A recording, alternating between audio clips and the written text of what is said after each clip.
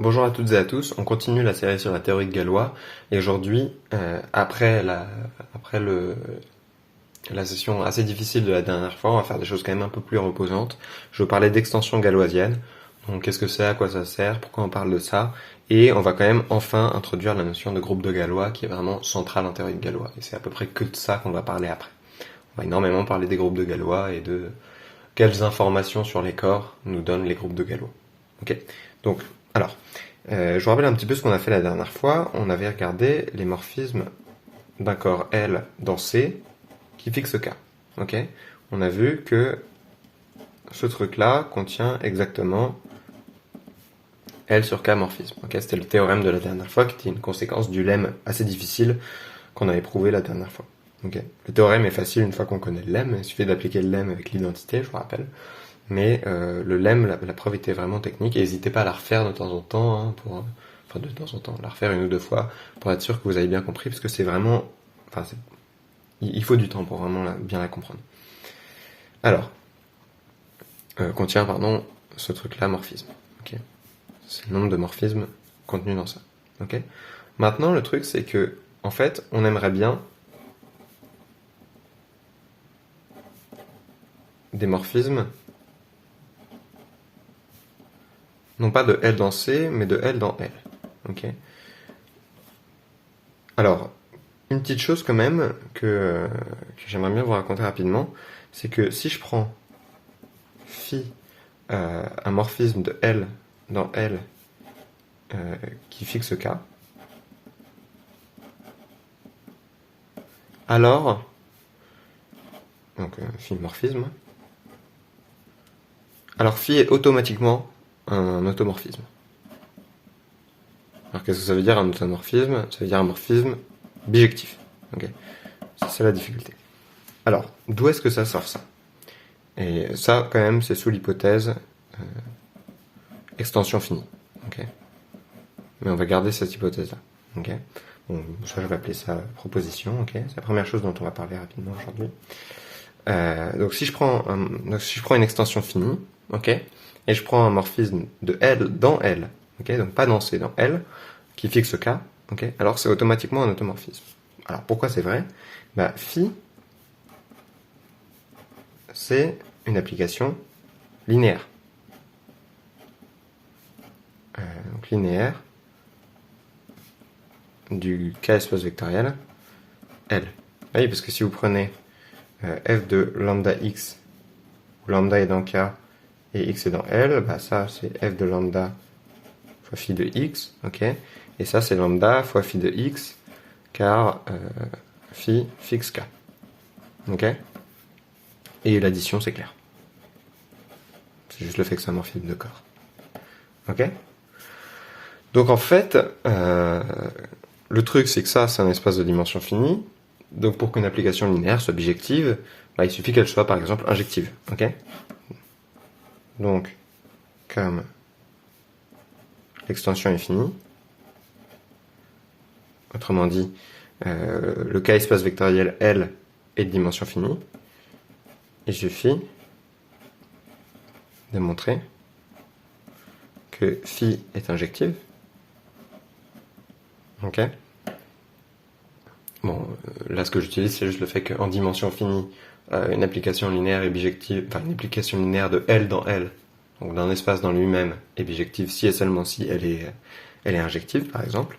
Et bah, l'injectivité en fait c'est vrai de manière très très générale, parce que si x est dans L non nul, alors phi de x fois phi de 1 sur x, c'est phi de x fois 1 sur x, c'est phi de 1, c'est 1, ok. Donc ça, c'est forcément non nul, ok. Donc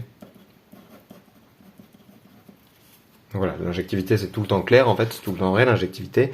Mais si vous prenez de L dans L qui fixe K et où l'extension est finie, bah vous avez automatiquement la bijectivité. Ok.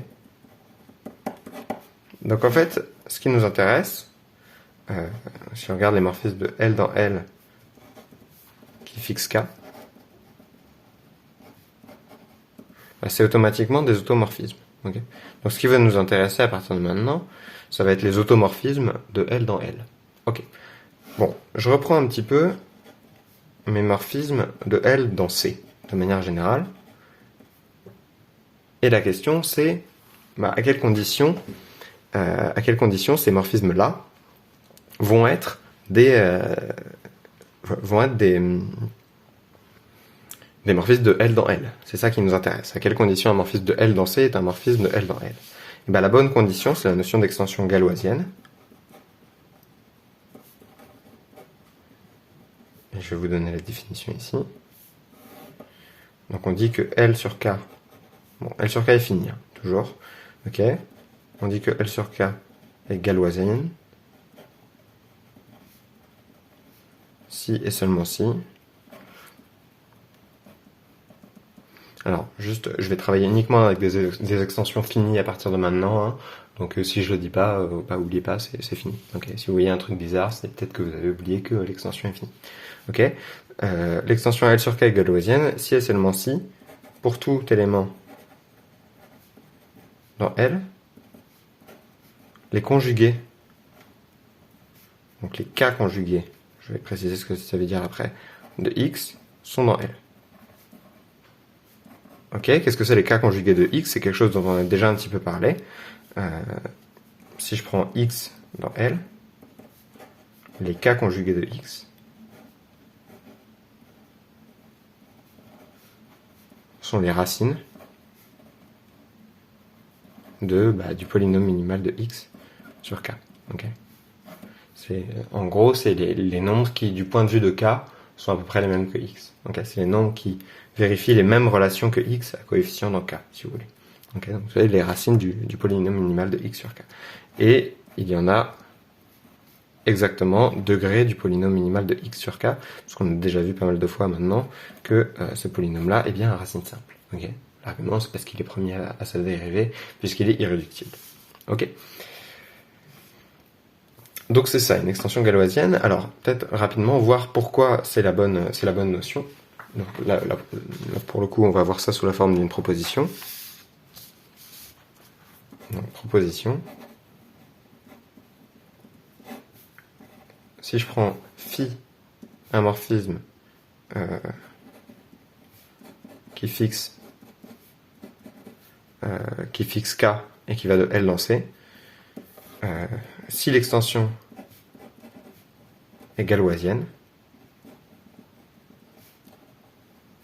alors phi, en fait c'est un morphisme de L dans L. Ok. Bon alors comment on voit ça? Je prends X dans L et on veut montrer que phi de X est dans L. Bon comment on fait ça? On remarque que phi de X, en fait, il faut que ce soit un K conjugué de X. Oui, parce que si je regarde l'équation, celle-ci, l'équation qui définit en partie le polynôme minimal de X sur K, et que j'applique phi à ça, ok, j'applique phi à cette équation, ok, j'obtiens 0. Les coefficients de phi, ils ne sont pas bougés. Les coefficients de pi indice xk, ils sont pas bougés par phi parce que phi fixe k. Ok. En revanche, x, il peut être bougé. Et donc, on obtient. Donc, phi de x est un k conjugué de x. Et donc, phi de x est dans L, car l'extension est galoisienne. Ok. Donc vous voyez que c'est précisément la notion qu'il faut. Hein. Vous voyez que on utilise une fois ce truc-là à la fin, c'est tout. Donc c'est vraiment c'est ça qui est intéressant. Si vous voulez que les morphismes de L dans C ce soit des morphismes en fait de L dans L, en fait la bonne notion c'est d'être galoisien. Okay. Et en fait on va voir que la réciproque de cette proposition là, elle va être vraie aussi. Hein. Si tous les morphismes de L dans C sont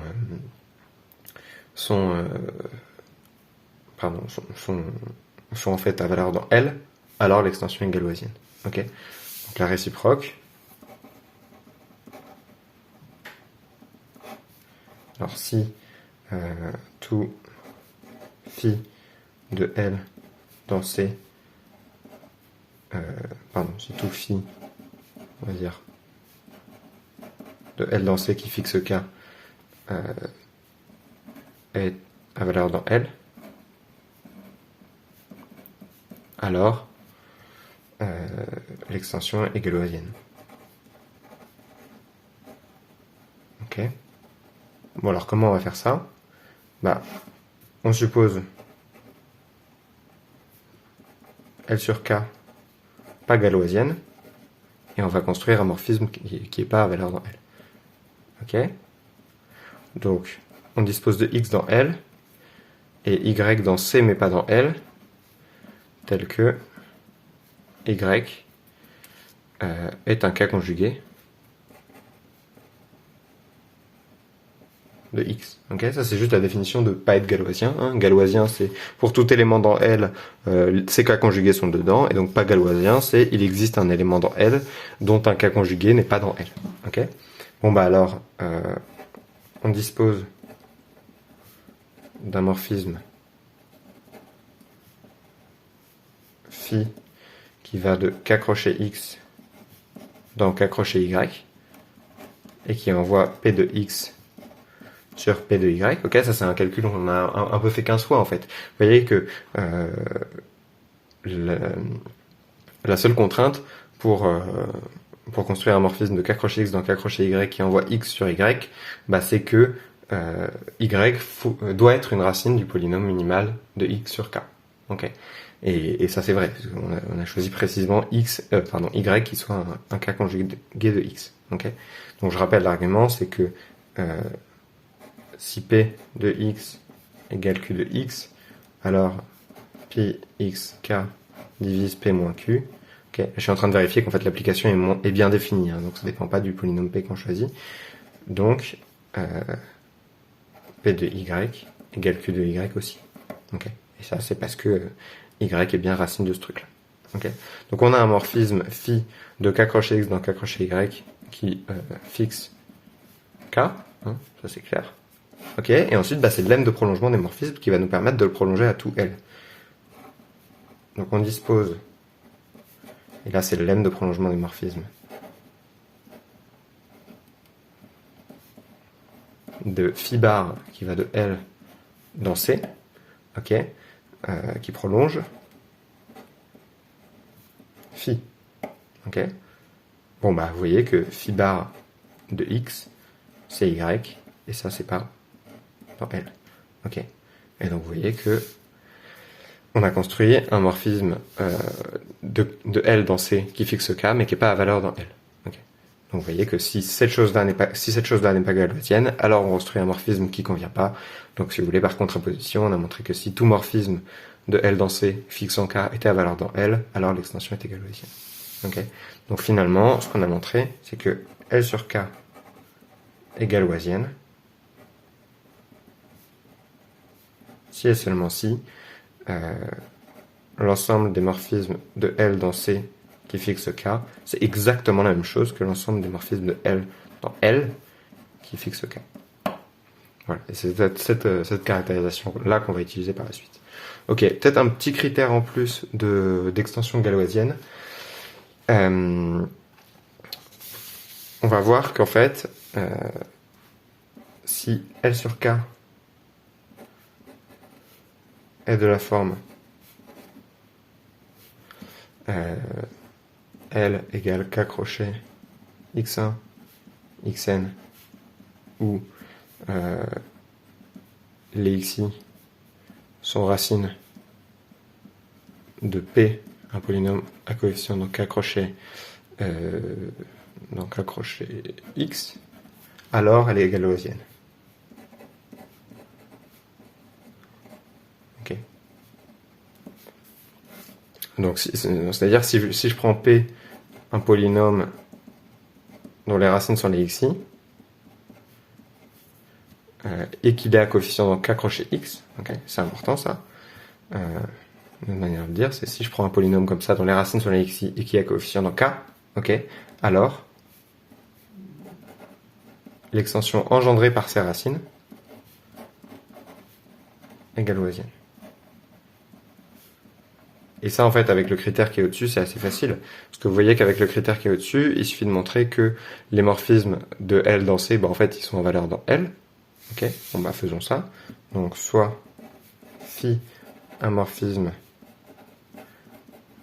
de L dans C, ok, montrons que phi est à valeur dans L. Ok, comment on fait ça? Bon, vous voyez qu'il suffit de vérifier que chacun des xi est envoyé dans L, hein, parce que de toute façon, les éléments de K, ils sont fixés, donc ils sont bien envoyés dans L. Donc, montrons que phi de xi appartient à L. Et ça, comment on fait? On voit que phi de xi, il est annulé par P. Pourquoi? Parce que P de phi de xi, c'est phi de P de xi. Et là, j'utilise le fait que P est à coefficient dans K. Ok? Et ça, c'est phi de 0. C'est 0. Donc finalement, phi de xi, c'est un xj. Ok? Pour j quelconque. Hein, ça peut être égal à i, ça peut être autre chose. Et donc finalement, ça, c'est bien dans L. Ok? Donc vous voyez que les éléments xi, ils sont bien envoyés dans L. Ok? Donc comme l'extension est engendrée par les xi, tout le monde est envoyé dans L. Parce que L est un corps quand même, et que les éléments de K sont bien envoyés dans L. Okay. Donc vous voyez que une extension engendrée par les racines d'un polynôme, c'est galoisien. Alors attention, si je prends par exemple Q crochet racine cubique de 2 sur Q, ça c'est pas forcément galoisien. En fait, c'est pas galoisien. Ok? Parce que on a envie de dire oui, si, c'est engendré par la racine de x cube moins 2. Non, parce qu'il faut mettre toutes les racines. Ok? En revanche, si je prends Q crochet racine cubique de 2, j racine cubique de 2 et j carré racine cubique de 2, ok, ça c'est galoisien. Okay. Parce que vous voyez que c'est engendré par toutes les racines du polynôme x cube moins 2. Et c'est ça qui est important, il faut qu'il y ait toutes les racines. Voilà. Donc, j'avais dit que j'allais parler de groupe de Galois aujourd'hui, mais la vidéo commence déjà à être assez longue avec ces histoires d'extension galoisienne. Donc en fait, on va s'arrêter là. Juste de vous donner un petit exo rapide, histoire de voir si vous avez en gros bien compris les choses. On reprend la proposition qui est là. Donc l'extension est toujours finie évidemment. Hein. Je prends une extension de la forme K crochet les racines d'un certain polynôme P. Alors elle est galoisienne. En fait, on peut montrer la réciproque. Ok. Donc si L sur K est fini, ça veut dire que le degré est fini. Hein. Alors L, c'est K crochet x1 xn, où P, dont les racines sont les xi, c'est un polynôme à coefficient dans K. Okay. Voilà, vous pouvez démontrer ça en exercice. Je voulais chercher un petit peu. C'est plus difficile que les exos que j'ai donnés juste maintenant, mais ça reste abordable. Voilà, donc c'est tout pour aujourd'hui. J'espère que ça vous a plu et à bientôt.